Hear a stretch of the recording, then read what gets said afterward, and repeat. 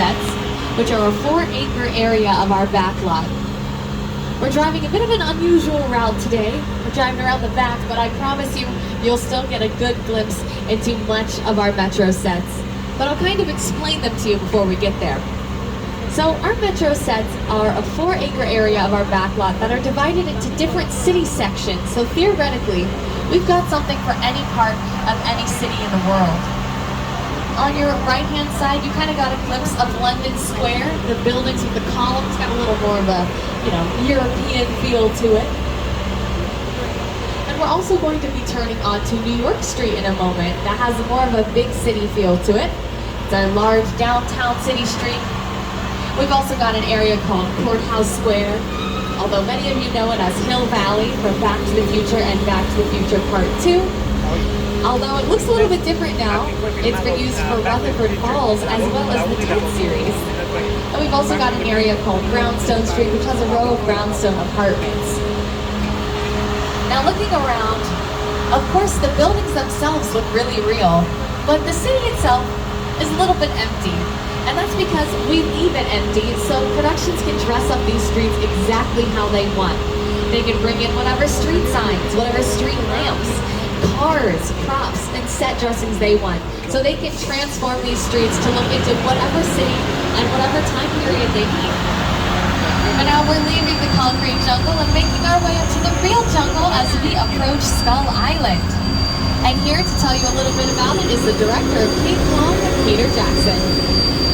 It's the original King Kong that made the Washington doing years.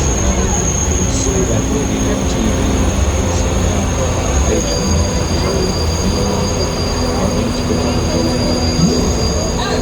I like films that just take you away from your real life. Sweep up the beach, accomplish and does the having your ship you're sailing to a lost island, you encounter monsters and creatures from prehistoric times.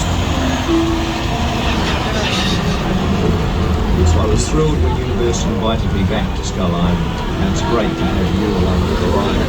Now we have created this 3D Universal experience that your glass come on in, just about to return to Skull Island. Be sure to remain seated, supervise your children, keep your hands, arms, feet, and legs inside the tram at all times, and hold on to your belongings. The Universal tram is winding its way through a very rough, narrow trail in Skull Island, allowing the visitors a little sneak peek at some of the wildlife at Skull Island. In a sense, this is like a mini sequel, a mini continuation. We're just taking the Kong and Skull Island and the dinosaurs that we established in our feature film. And this is, another day, another incident on Skull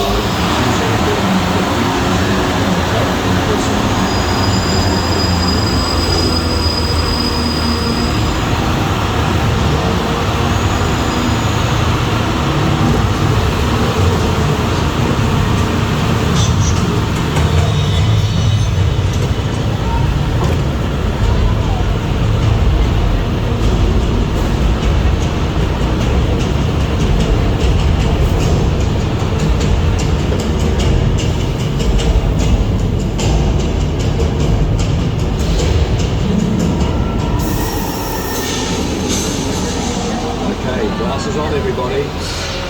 We're back in Skull Island.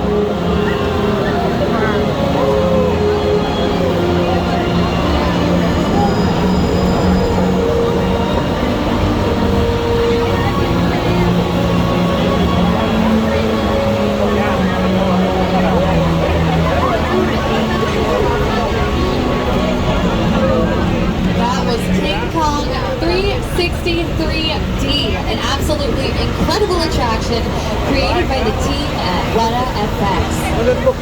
They designed this, and it was projected on two of the world's largest 3D screens, each 40 feet tall and 180 feet long.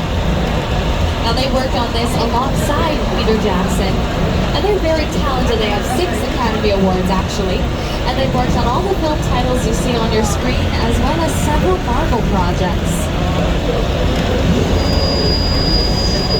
The audience is in the middle of the environment. They're looking in all directions. There's creatures coming at them. They're seeing Kong from this side and T-Rexes from the other side. Working on a movie, we always know that people are looking. They're looking straight ahead. They're looking at the shots they're working on. Here you have to take account that people are looking in all directions. Also, one of the things about this, why aren't movies that we're used to working on, there's no cuts? Because it's one giant shot. This tram that's driving along through Skull Island is where the camera's from. This one represents where the screen is 10 meters away. We will be creating about 50 minutes of a feature film. That amount of visual information, that number of pixels, representing information, it's an hell of a lot.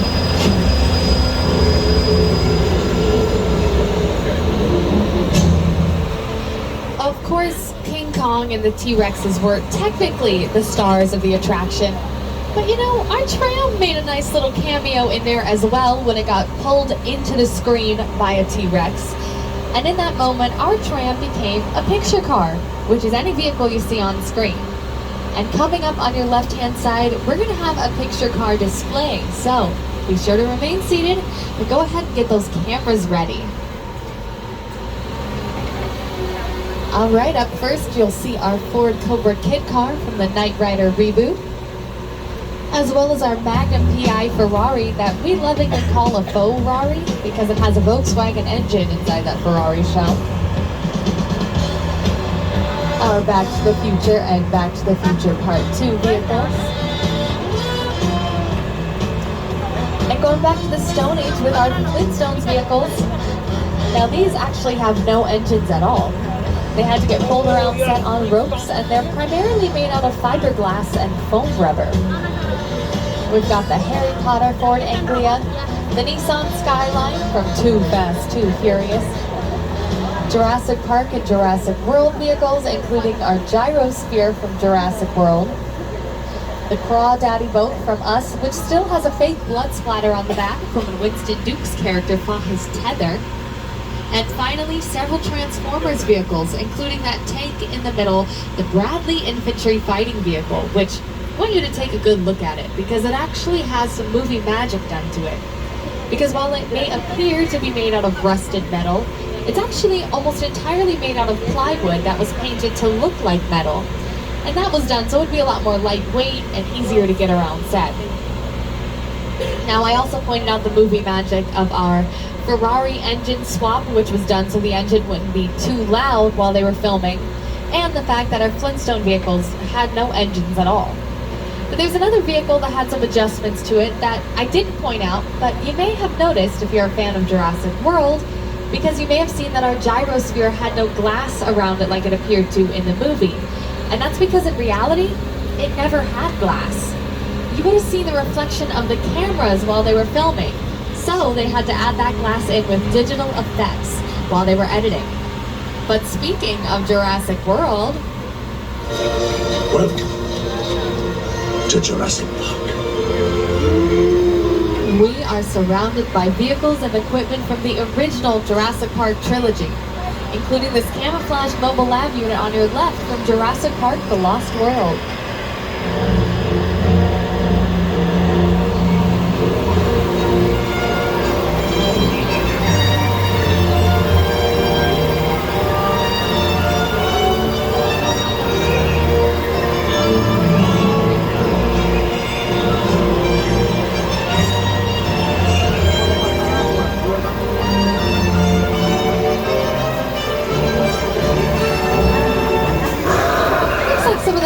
The film decided to pop up and say hello.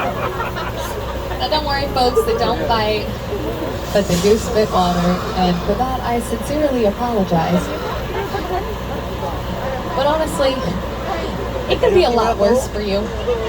I don't know if any of you have ridden the Jurassic World ride today, But you will get a lot more wet on that one because Jurassic Park loves its water effects. All the way down to that glass of water trembling on the table with every incoming dinosaur footstep, up to the fact that a lot of the most dramatic sequences in the Jurassic Park movies take place on dark, stormy nights. And those storms are not just coincidental, didn't just happen to be raining while they were filming. The filmmakers chose to make it rain to get that added drama of a storm. And I'm going to show you exactly how they did that with a little Hollywood weather demonstration here in our old Mexico sets. So for your safety, be sure to remain seated, supervise your children, keep your hands and feet inside the tram, and also keep your belongings inside the tram because I wouldn't want you or your things to get rained on.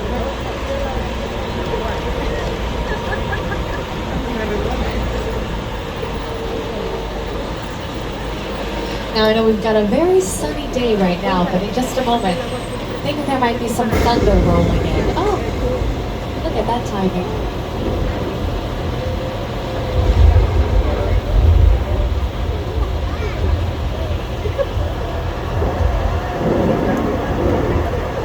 And cue the rain.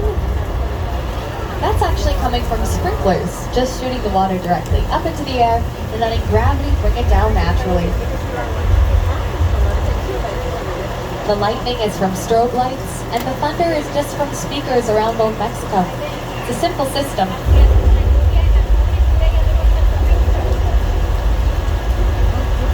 Now we could keep things at this level of intensity, or we could lighten it up into more of a drizzle, if that's what we wanted. But that's not what we want, that's lame. We want to take it up a notch.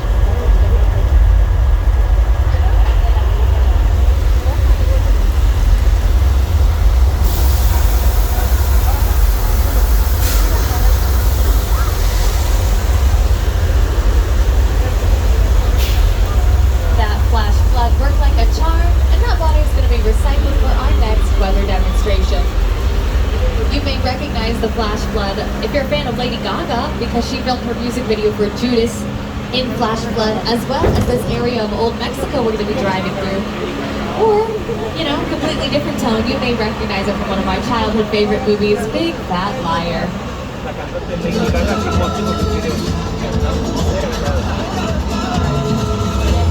You can't outrun the wolf, kid! You know, we'll see about that.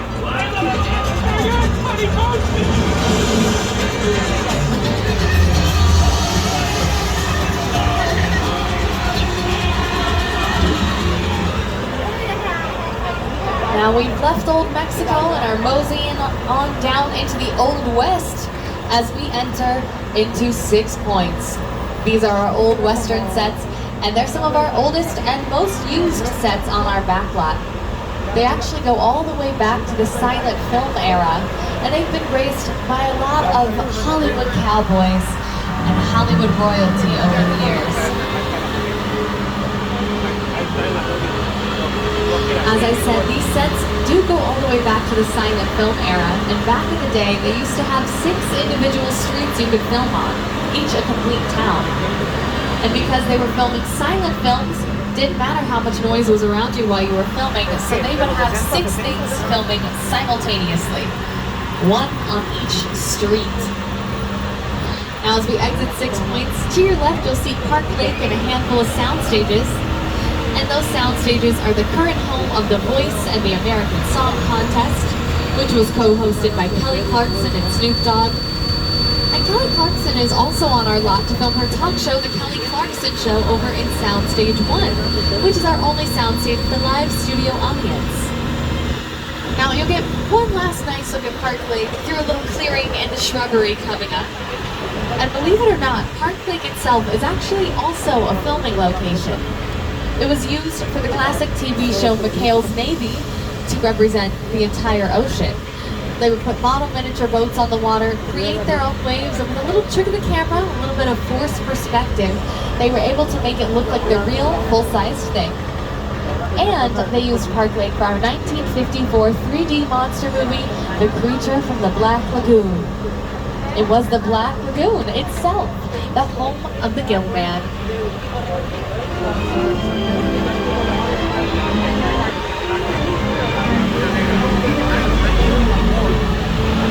is our lovely Gilman, just one of our many Universal monsters, as we were quite the monster movie studio back in the day. We had Frankenstein, Dracula, the Bride of Frankenstein, the Mummy, the Wolfman, the Invisible Man, Hunchback of Notre Dame, and several of those monsters got their start here on our little Europe sets. These used to be very doom and gloom, monster-ridden village streets, but as you can see, they're a lot more colorful now, a lot more inviting, and that's because they got a little makeover for our comedy series, The Good Place. In fact, if you're a fan of the show, I'm sure you recognize some of the signs and storefronts that we saw as we were driving up, as well as this railway station coming up on your left-hand side.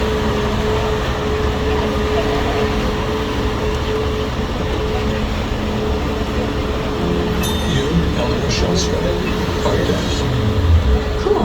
This location, the afterlife, come on. I've never ever seen this. You're in the good place. I'm not supposed to be here. I can't risk going to the bad place. Maybe it's not all that bad. How can I help you? What is the bad place like? Well, it doesn't sound awesome.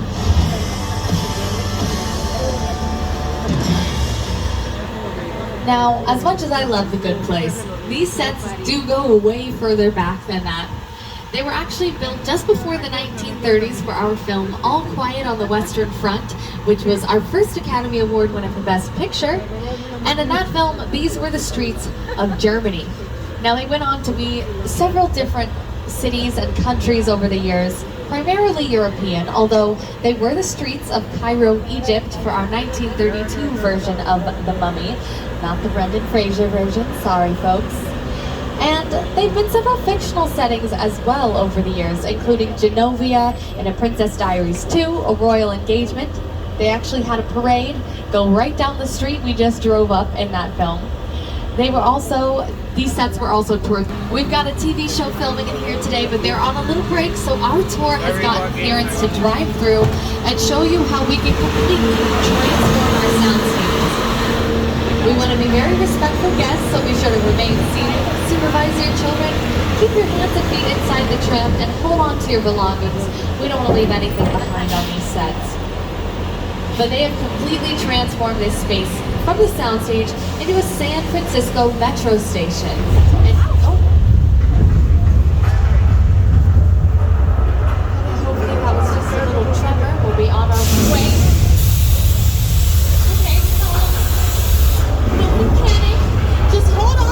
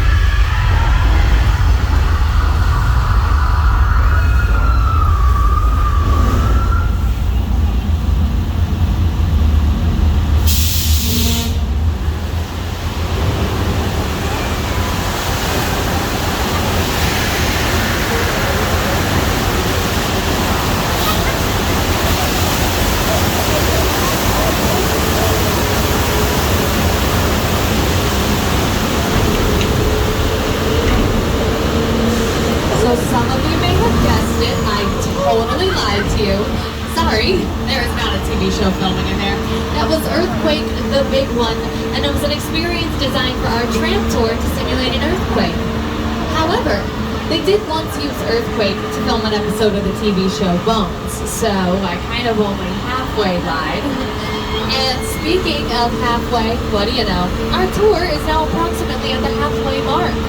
So I just want to remind everybody to stay seated during the entire tour. The studio is private property, and if you drop your phone or just can't wait to use the restroom, pull the red cord to get my attention and I will be back to assist you. But do remain seated on the tram.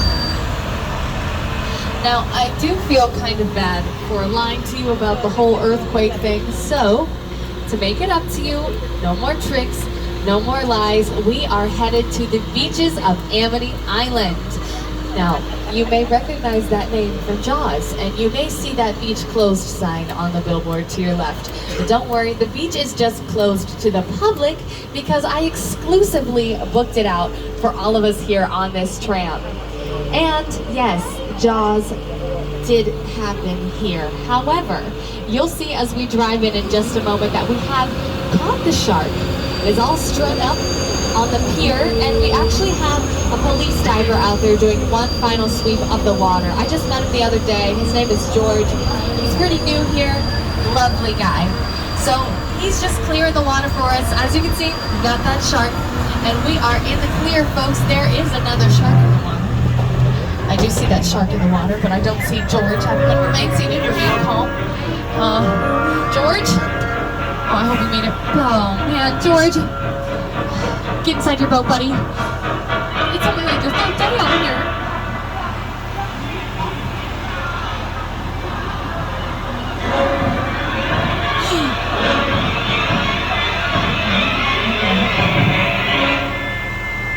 Oh, no. Okay. I'm so sorry you folks had to see that. Hopefully we don't suffer the same fate because we're not in the water. We are up on a tram. So let's keep it that way and just wait it out behind these very safe barrels of gasoline.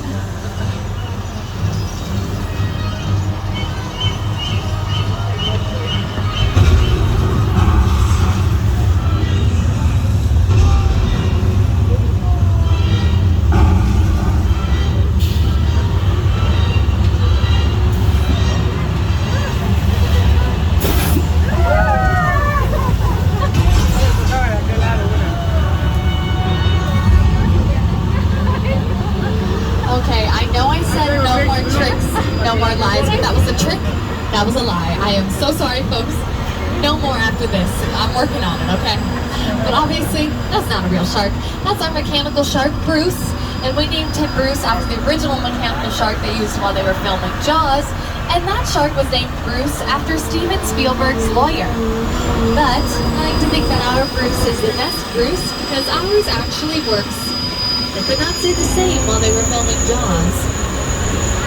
That's a much more shark. The shark is frustrated. It didn't really work. It didn't work on the cover at all.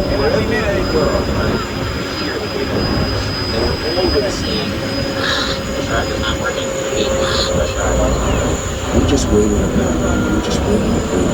The shark was rolling up for a while there and things like that. So I really owe the shark a lot.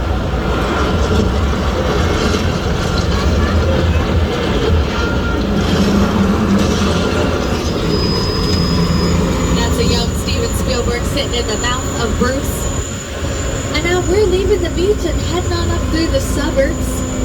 You get a peek down Elm Street over to your left.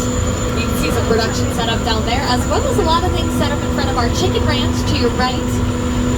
We've got a lot of tarps, a lot of production stuff kind of blocking the view. So I'll show you some footage to show you what the chicken ranch typically looks like on film.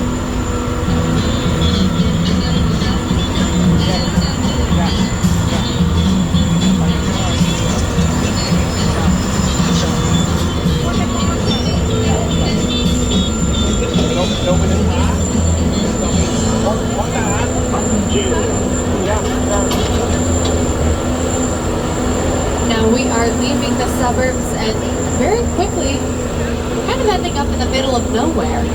But don't worry folks, that is intentional because we're now driving up Wilderness Road. We leave this area bare because it is the perfect place to film if your characters are going camping, hiking, if they're getting lost, or, you know, say you're on an episode of CSI and you need to uncover a crime scene in the woods. This is the place to do it. And Mr. Bean's Mini. We've also got Dom's Black Charger as well as several other Fast and Furious vehicles. As well as Bumblebee and a Decepticon from the Transformers series hiding out in the back corner.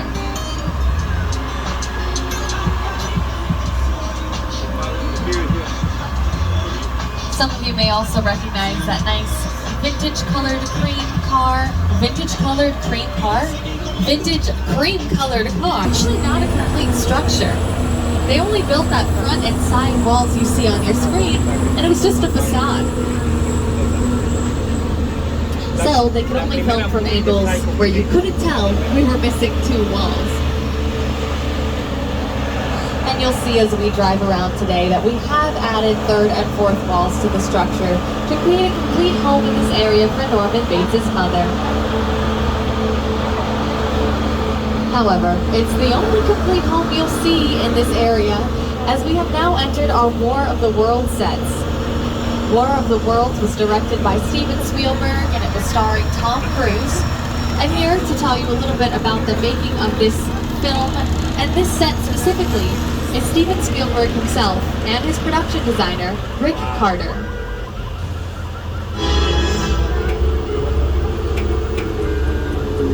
The airplane crash site set is a perfect example of a set that is all designed around the vision that Steven had. And for them to sit down to talk about War of the World, I thought, what if the 747 goes down right in a big neighborhood? Because it's just something you don't see. You're doing good. You're doing good. Listen to me. Listen to me. Listen, I want you to close your eyes, okay? Now I'm closed.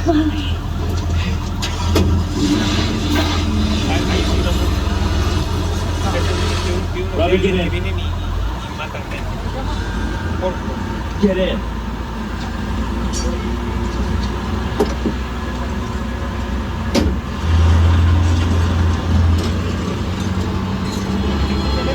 Alright, a quick tour update. We are approximately 10 minutes from the end of the tour. We'll be returning to the theme park shortly. So remember to pull the emergency cord if you need assistance and remain seated at all times. But before we finish the tour, we've got an exciting new part where we will be driving through the sets from Nope. Here's Jordan Peele with an introduction. Movie magic only happens when a team of collaborators, often in the hundreds, work together to take an impossible mission and bring it to life. This is Jupiter's Planet, a nostalgic, small-time Southern California amusement park owned by former child star Ricky G.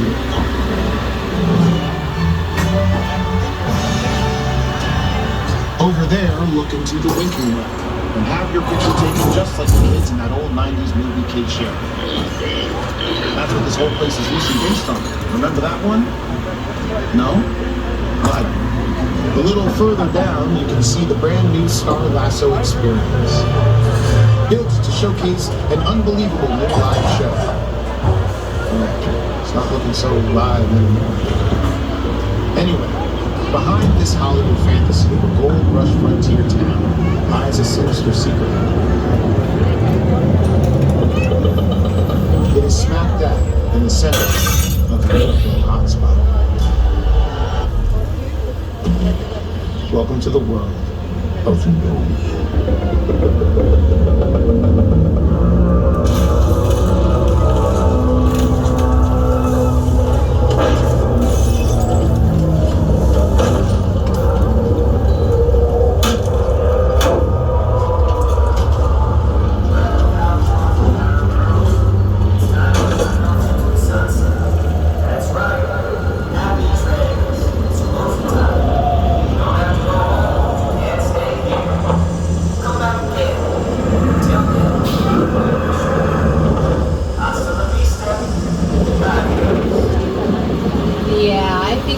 Take your advice and get out. Get it? Because Jordan Peele also directed Get Out. Now I know it's a bad pun, okay? But Nope is a fantastic movie, and of course it is. It's Jordan Peele. But also, it takes some of my favorite movie genres, and back yet about those genres, we're going to switch over to the action movie genre, because you all have been cast as extras in the next Fast and Furious movie, and we are heading to set right now. So to avoid serious injury, remain seated, supervise your children, keep your hands and feet inside the tram, and hold on to your belongings. We'll be filming 2 scenes today, folks, and you don't need those 3D glasses until your second scene. So I'll let you know when it's time for those. But first, we've got a little message coming through. My name is Roman Pierce. Pleased to meet you. My buddy Hobbs asked us to stash you our secret spot. Alright, look guys, we're gonna keep sharp from finding you, but to keep you safe, we need your help. We don't want the syndicate tracking us here, so put away your cameras and turn off your cell phones. One flash or one ringtone. I need y'all to take this real serious. Okay, pull into the next bay.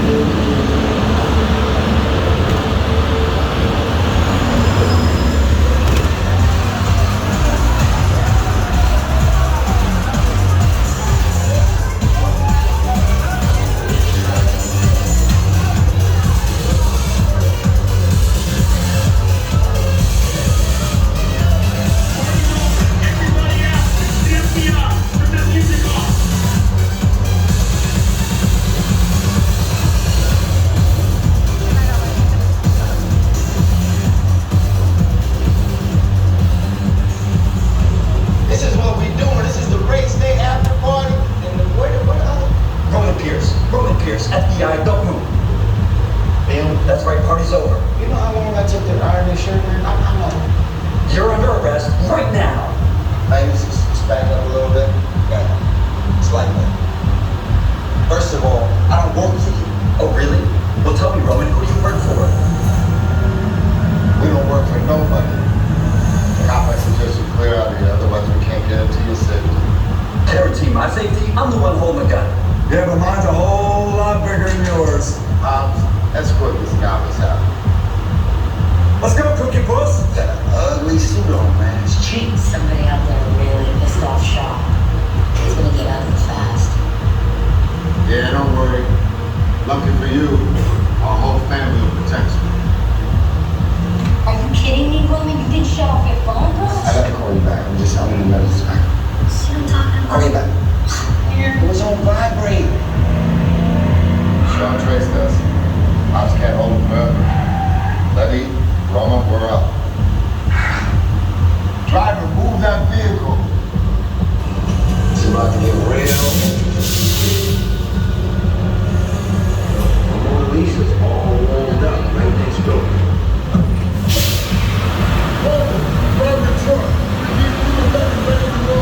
Great work on that first scene, everyone. And now we're actually going to go do some stunts. So go ahead and put on your 3D glasses. They can actually double as protective eyewear.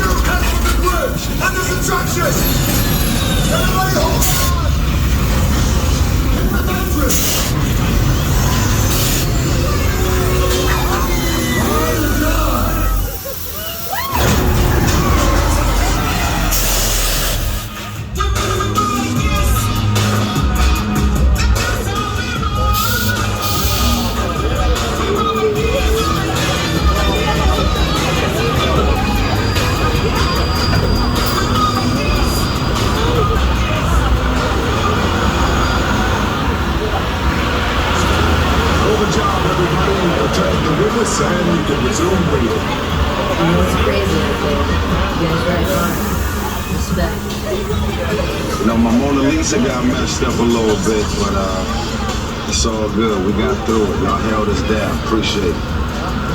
They say the bigger the family, the stronger it is. You guys did good out there. And you're welcome to join our crew anytime. Absolutely stunning work back there on Fast and Furious Supercharged. I think you all deserve Academy Awards for your performances back there, truly. And what a way to go out, folks, as that was the finale of our tour, and we're now heading back into the theme park. But I had so much fun taking you through our studio's history today, visiting some great film sets. And if you're interested in purchasing any of the titles that you saw featured today on our tour, be sure to visit uphe.com or talk to any of our retail associates once you get back into the park. I hope you enjoy the tour, and I hope you enjoy the rest of your day here at Universal Studios Hollywood, the entertainment capital of LA.